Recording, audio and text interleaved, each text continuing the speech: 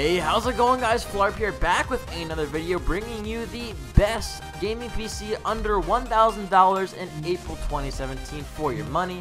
This is a freaking awesome PC. I know $1,000 is a lot to spend, but I think it really is the sweet spot for an excellent gaming machine that can play all games, 1080p, ultra settings, 60 FPS, even some 4K gaming.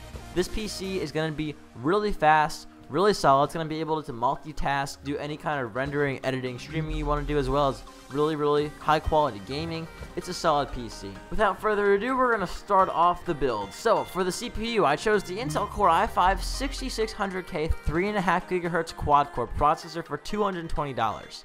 Now, I know a lot of you guys are going to ask me, Jacob, why didn't you go with the new KB Lake CPU? Why didn't you get the Intel Core i5 7600K?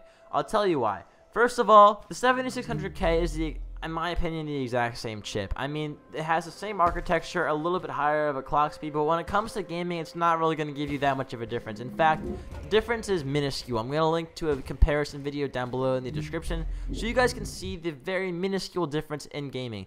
It only has a few extra FPS in most games, which is negligible in my opinion. It's less than a 5% difference between the chips. Not only that, it's more expensive, and honestly, I don't think it's worth it. Furthermore, the new CPUs, the 7600Ks, have a compatibility issue with the Z170 chipset. Some of them are going to need an update to the BIOS, and I'm sure a lot of you beginner builders don't want to flash update your BIOS. So to save you the trouble of that as well as the money, I went with the Intel Core i5 6600K instead. Now, it is $220, which is about a fifth of your budget, nearly there, but it is well worth it. This is an extremely fast CPU, will not bottleneck your video card. It can do a lot of heavy editing, rendering, multitasking, streaming, and gaming. It's an all-around good chip, and you're not going to want to go with the lesser i3, because that's just not going to cut it. So, in my opinion, I think an i5 chip, especially this new Skylake CPU, is a really good choice. The Skylake architecture is a lot faster, and the i5, you just can't go wrong with it. Now, it is a K model, which means you are going to be able to overclock the CPU. So to overclock it, I chose the Cooler Master Hyper 212 Evo 82.9 CFM sleeve bearing CPU cooler for $29. This build is not going to be water cooled, but if you want to go with a water cooler, you can go ahead and shell out the extra money. However, the Cooler Master Hyper 212 Evo is going to allow for some light to medium overclocking. It's a really solid CPU cooler. I have it in my PC. I've had it for a good while and it hasn't let me down. Honestly, it's got a lot of awesome reviews.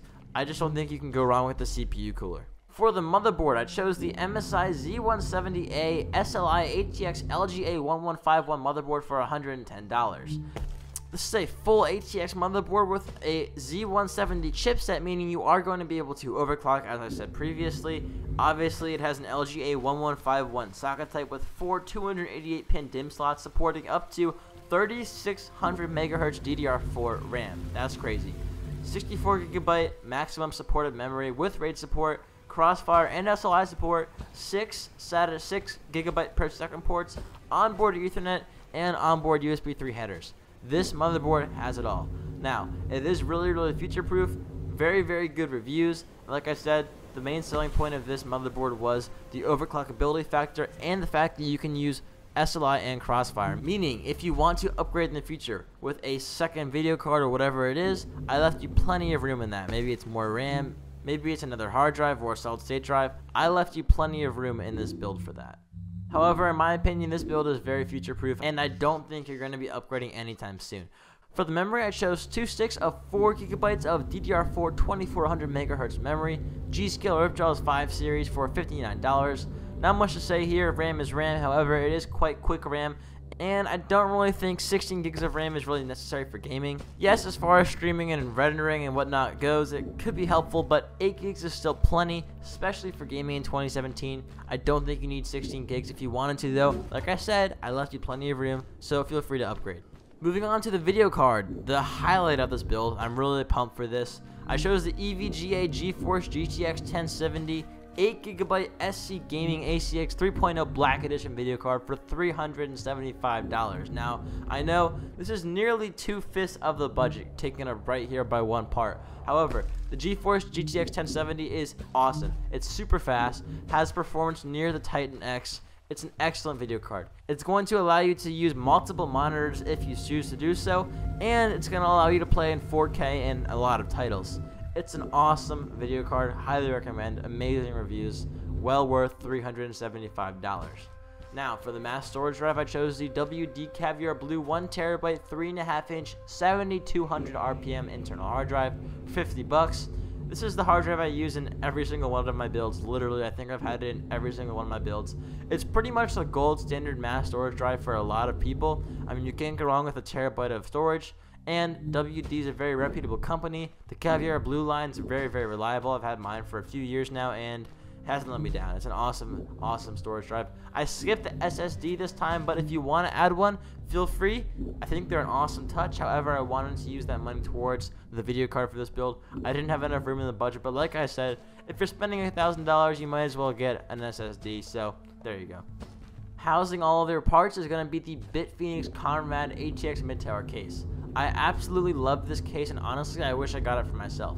Not only does it look super sleek and refined, it just is an awesome case. It's got a lot of room for airflow, plenty of room for your motherboard, your parts, your power supply, everything you need. It's got all the room for it, and honestly, like I said, it's just super sleek. I think the white looks really cool. I like the red LEDs inside of it with the side panel window so you can see all your components.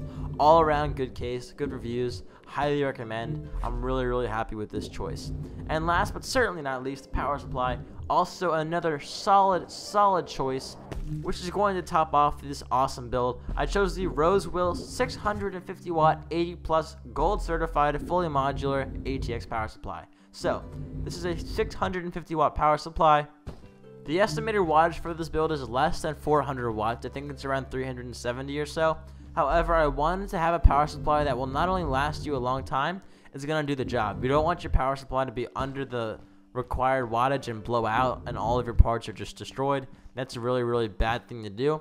So this is going to be fine for the build you have now, and it's going to be enough if you want to add a second video card, because the components of this build are quite power efficient. If you got a second 1070, if you decided to do that, this power supply could handle it. So like I said, I left you plenty of room in this build to upgrade, and it's an 80 plus gold certified fully modular ATX power supply. That means it's going to be very power efficient, and it's fully modular, so it's going to be really, really easy to have good cable management, allowing you to have a really sleek, refined look, and it's going to allow for good airflow inside of your PC. So there you go, a really, really solid gaming PC for $1,000. Actually, our grand total is going to be $970.97.